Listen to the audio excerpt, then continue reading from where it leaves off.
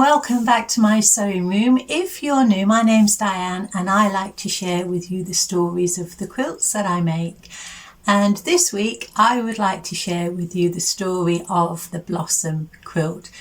It looks very spring-like at the moment in my garden, and this quilt sort of reflects all of those soft pastel colours. There's the bright colours of the daffodils still out and tulips, but then you've got all the soft colours of the forget-me-nots and of the blossom on the fruit tree. So it sort of reminds me of spring, this flimsy that I've just completed, and so I've called it the Blossom quilt. The only reason I name my quilts is for reference. So if someone says to me, you know, that pink and on point square log cabiny type, it's much simpler to call it the Blossom quilt, and so that's why I give them a name. I'm not precious about them, people can call them what they like. So this quilt came into being just this week. I put the flimsy together because I'm looking at the drawers that I've got in the corner of my room, and I decided last year that I would do some multiple projects. So I'd have multiple projects on the go.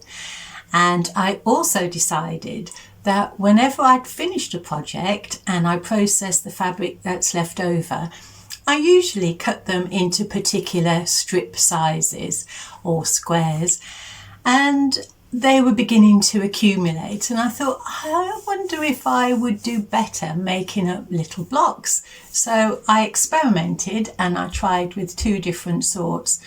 I tried the little log cabin, which I've used in this quilt, and I've also used a square in square. So I started last year. My favourite block is a log cabin, and last March 2025 I thought I'll make some little log cabins and then I will build a quilt around those. And I put the yellow and the white together, just made some long strips, sewed those together, and then I decided that I would have white on the one side and I would have another colour on the other. And so I put some pink and some blue on the other side of the log cabin, and then I decided that I would just make pink and blues of that size. So I would make quite a lot of those, and then I would decide where I would go next, how big to make each of these log cabin blocks. But once I'd made that little, just the one row around the yellow, and I laid it on my table, it went on point. And I thought, oh, that does look like a little flower bud hanging down. And so I thought, that's all I'll do, I'll just make those. And then I thought I'll just make them in pink and blues, and I'll make sort of 4 patches alternating. So it would start top left pink and then blue, and below it would be blue start and pink. So, you know, it crossed over and it would all fit together eventually. And so I was making these blocks. I didn't sew them all together in rows. I didn't have an idea of how big I wanted the quilt to be. And what I thought I would do was I would just make up little 4 blocks and put them aside, so that when I did come to assemble the whole of the flimsy, that I could move all the colours around, so I didn't have all the same fabric design in one area. So that was my plan. And I was quite happily just making those, and then I thought I'd like an empty drawer. I thought I'd like to start something else, but I had this rule that I didn't want to have too many projects on the go, just self-imposed, just to keep things that I could work with. And then I thought I will finish that flimsy just this week. I just decided I would get out all the blocks and see how many I had. And so I put them all on the design wall, and I thought I might go 12 blocks across and 12 blocks down. So I needed 144. So I put those out and counted, saw how many I was short. And so I just made up all of those so that I had this on point square. Now I didn't know at that time how I would turn this into a quilt. I just thought it looked really lovely as an on-point square with all these little blossoms hanging down. And so I put that together, and then I thought, well, I would like to separate that design, these little on-point blossoms, with a border. And so I had this lovely white fabric, and if you look closely, it's white with, there's some tealy blue and there's some yellow and there's some pink, and I thought that would tie in nicely. So I thought I'll use that as a 3-inch border all the way around, so that would keep my working dimensions still going for whatever I wanted to do next. And so I just put the top and the bottom on, and then I put the left and the right sides on. And then I put it on point on the design board, and I knew that I wanted it to remain on point. I didn't quite know how I was going to achieve that, because I also have another box that I keep 3-inch squares in, and that was quite full. And I thought it would look really pretty if I took all the pinks and blues from that 3-inch square box and made the corners to square up this quilt. And so I had a look, and I thought, well, it should work if I just cut out a 13 by 13 square grid. Remember, I've put that 3-inch white around now. And if I just put that on point and put it on my graph paper, then that would be the right side, and I would just need to build out the corners. So I did that. I cut out the 13 by 13. I drew around that, used that as a template, and then I squared up the quilt so I could see how many 3-inch squares I would need to fill in each corner. And then I thought, well, all I needed to do was to overshoot that straight line, so put a full square, and then I would cut it off and join it to the white sides. And I thought, well, that would look nice if it had a sort of zigzag edge around that border. And I knew I had enough white fabric left of this chicken scratch, and so I thought if I start every row with a white, that would be the zigzag. I would achieve a zigzag design. And so that's what I did. It was all sort of blind faith, and I just think sometimes it's worth having a go with an idea, because I can always fix it. It's only fabric, and I can cut it up again and use it again, or unpick if necessary. And so I thought I will do that. In theory, I thought it should work, and so that's what I went with.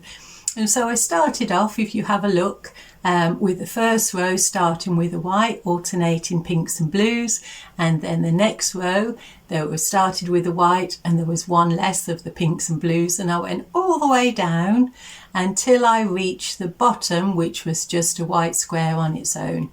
And I laid that in that corner, and in theory it looked fine. So I sewed all those strips together, and then pressed it all, and I laid it against that edge. It didn't look big enough. I thought, well, the math says it is. And so I just took a little niche out of the border. So I cut a nick out of that to find the centre, and then I found the centre of the corner squares, and I thought, yeah, that should work. And so the next thing was the risky bit, cutting off all the whites.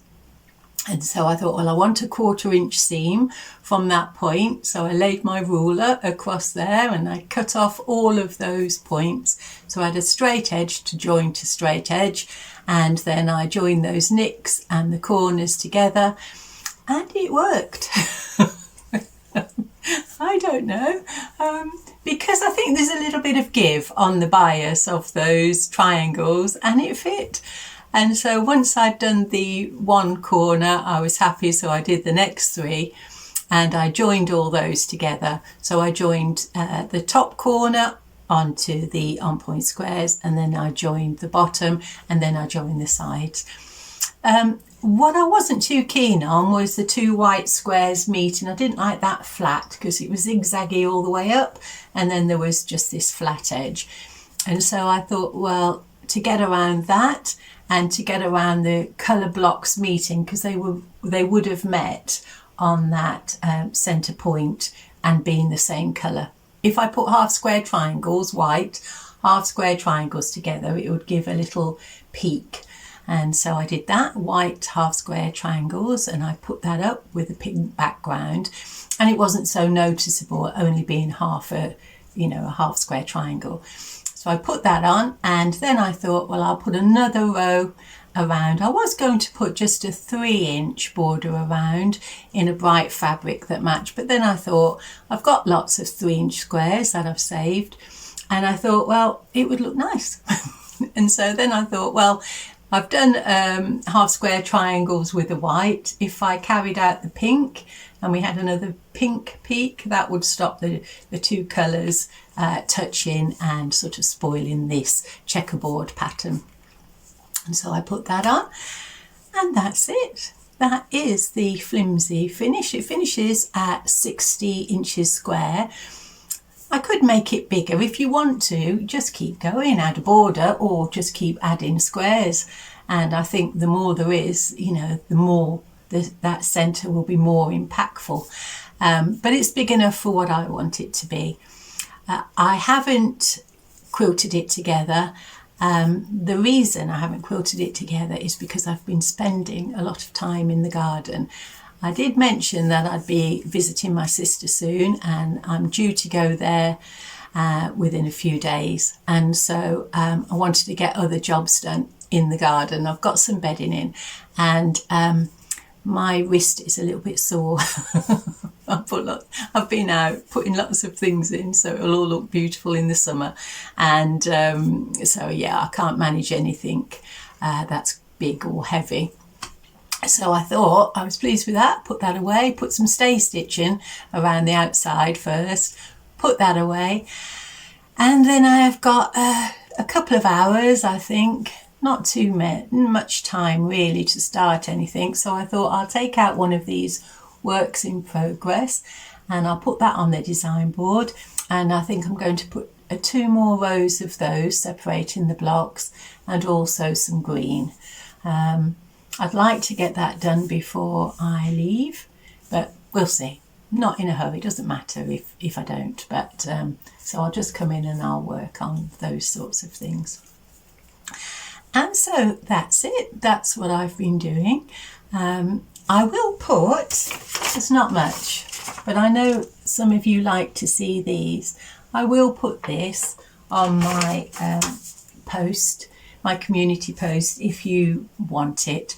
The dimensions are there, but yeah, so I will do that, and that's it.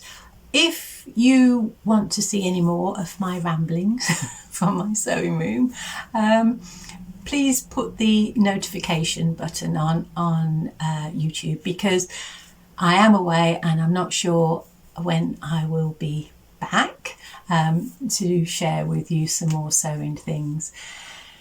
So whatever you're doing in your garden, in your sewing room, with your quilting, I hope that you are enjoying it.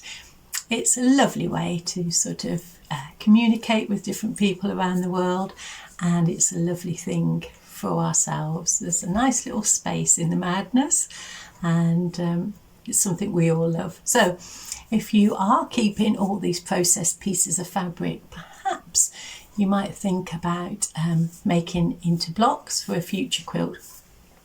Now I've done this, I've got a few ideas for making a few bigger blocks.